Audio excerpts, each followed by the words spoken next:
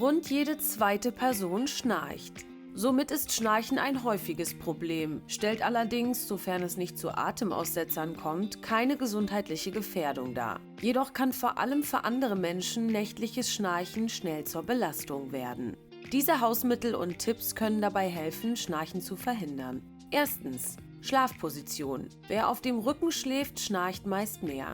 Deshalb kann es sinnvoll sein, auf der Seite oder auf dem Bauch zu schlafen. Zweitens: Übergewicht abbauen.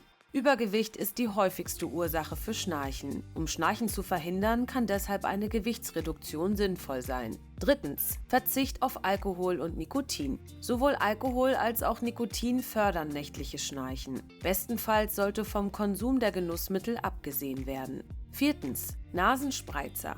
Spezielle Nasenspreizer aus der Apotheke erweitern den Naseneingang.